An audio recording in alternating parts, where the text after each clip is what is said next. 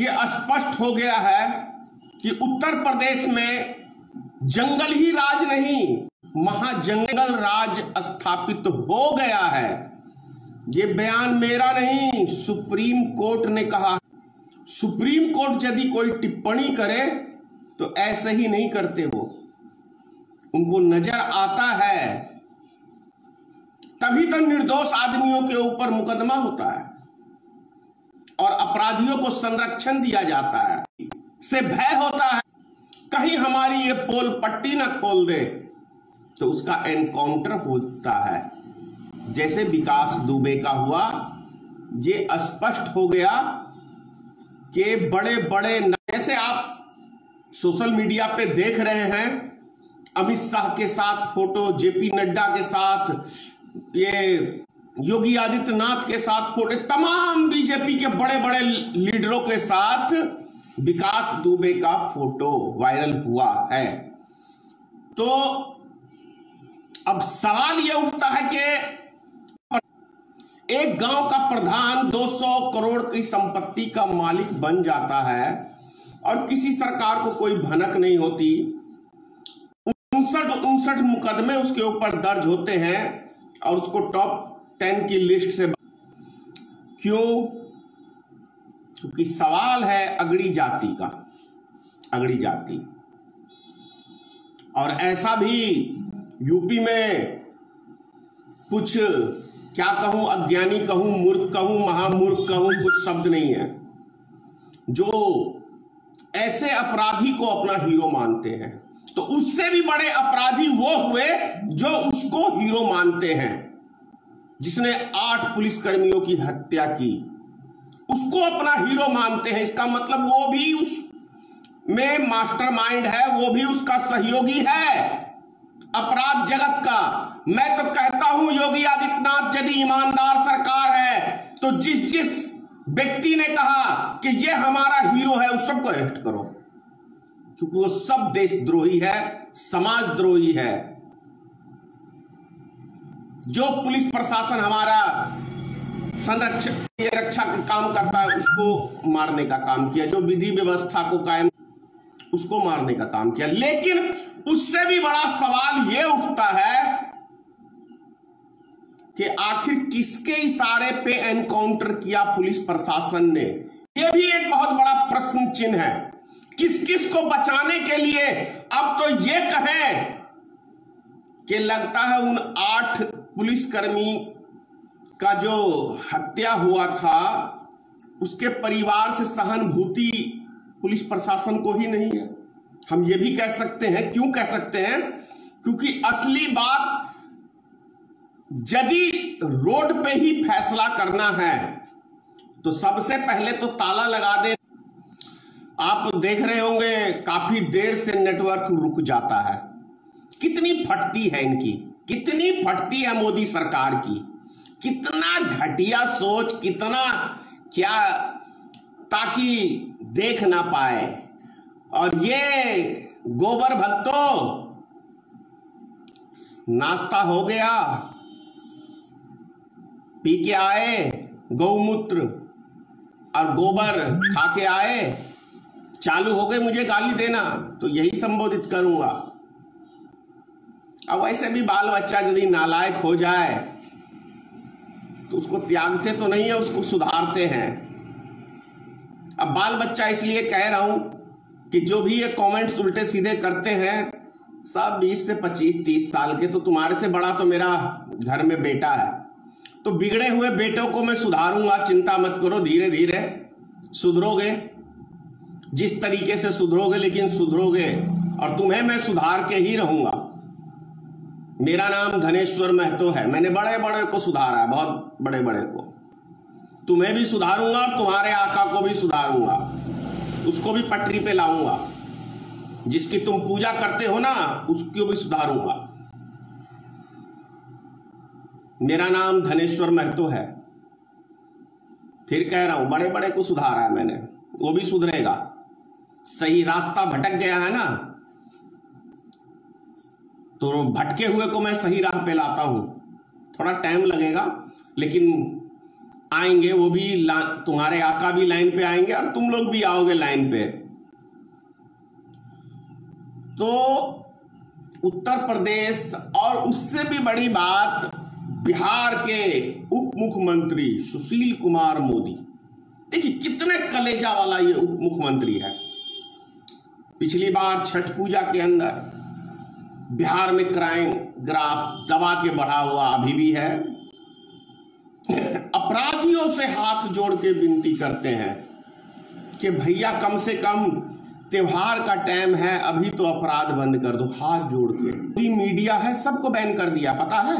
अब नेपाल में आज तक चैनल, इंडिया टीवी, जी न्यूज, ये जितने भी न्यूज 18 और रिपब्लिक भारत, नेपाल हिंदू राष्ट्र ने बैन कर दिया है, पता है आपको।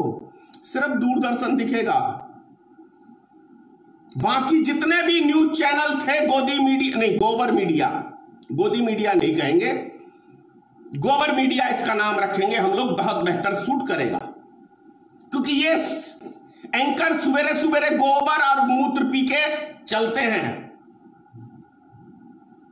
दिमाग नाम की चीज नहीं है, गोबर मीडिया कहिए इसे। तो ये हाल है। इन न्यूज चैनलों पे देख लो, मैं तो कहता हूं कभी बीबीसी समाचार भी सुन लो, न्यूज 18 भी सुन लो, न्यूज 24 भी सुन लो, और कभी कभी थोड़ा इक्का दुक्का कोई खबर आज तक दिखा देता है, इक्का दुक्का कोई। उसके बाद तो फिर अंजना कश्यप वो भी जाएगी मोदी की गोद में बैठने।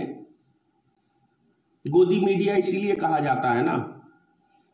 क्या है एंकड़ी करती है ये लोग, चंद रुपयों पे कुत्ते की तरह दुम हिलाते हो, दुम हिलाते हो। अरे बंद करो दुम हिलाना। चौथा स्तंभ था नाम देश की मीडिया का।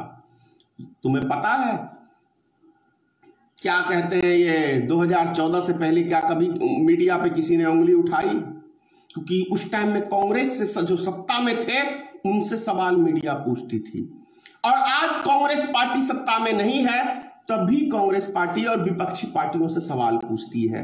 तो कितना 6 साल में मीडिया गिर गया नीचे, कितना नीचे हद तक गिर गया ये मीडिया, ये सोचिए। बहुत आश्चर्यजनक लगता है जब मीडिया का, और जो उत्तर प्रदेश के अंदर जो हाल है ये बहुत ही आश्चर्यजनक है। योगी आदित्यनाथ को तो पता नहीं भैया, जाएं मंदिर में बैठे मठ में वहां पे जाके पूजा पाठ करो, गद्दी सबसे नहीं संभलती, और वैसे भी रंडुओं से तो कभी गद्दी नहीं संभलती, पता है।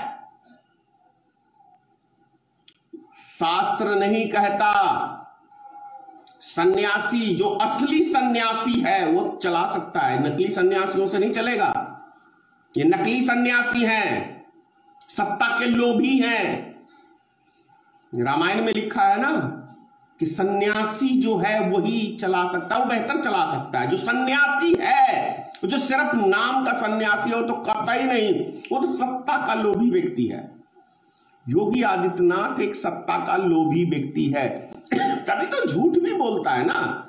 बताओ कितने सारे झूठ मैं आपको गिनवाऊं।